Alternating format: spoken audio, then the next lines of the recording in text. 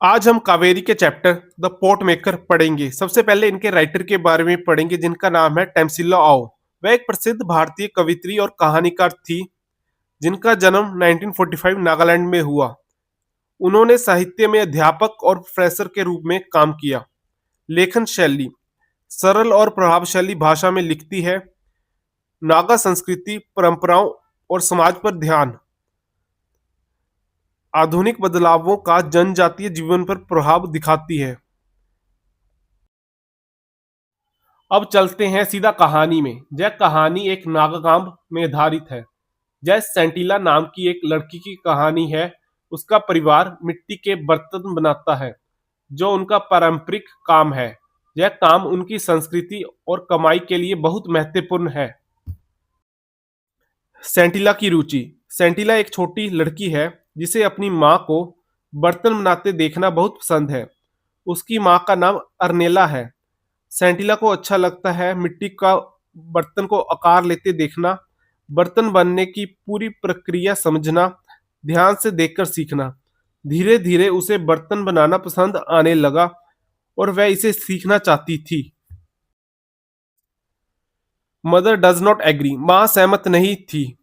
सेंटिला की माँ अर्नेला नहीं चाहती थी कि वह कुम्हार बने। वह सोचती है बर्तन बनाना बहुत कठिन काम है, यह गंदा और थकाने वाला है, इससे ज्यादा कमाई नहीं होती। इसलिए वह चाहती थी कि सेंटिला बुनाई सीखे क्योंकि यह साफ काम है, आसान है, ज्यादा कमाई में मदद करता है।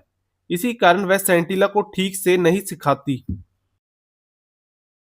सेंटिला लर्न सीक्रेटली, माँ के मना करने के बाद भी सेंटिला सीखना नहीं छोड़ती। वह दूसरे कुम्हारों को ध्यान से देखती है, प्रक्रिया को समझने की कोशिश करती है, खुद से अभ्यास करती है।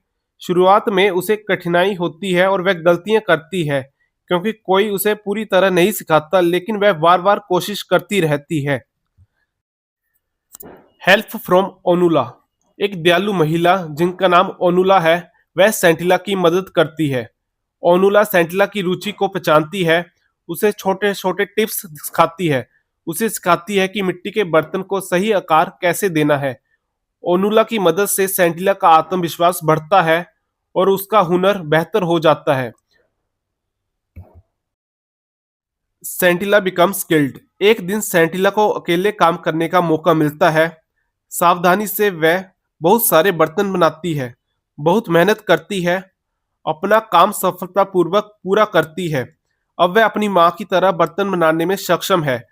इससे पता चलता है कि उसने एक हुनर को बहुत अच्छी तरह सीख लिया है।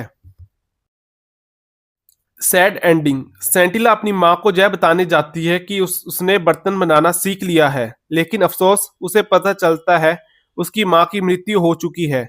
बाद में ओनुला को बर्तन की दो लाइनें दिखती है।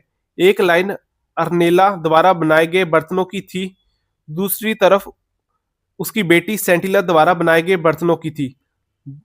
यह दिखाता है कि सेंटिला अब अपनी माँ की तरह एक सच्ची बर्तन बनाने वाली बन गई है और पारिवारिक परंपरा को आगे बढ़ा रही है।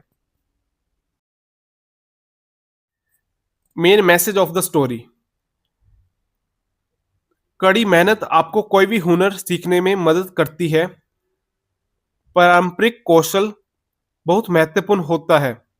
माता पिता शायद हमेशा सहमत ना हो, लेकिन आपका जुनून मायने रखता है।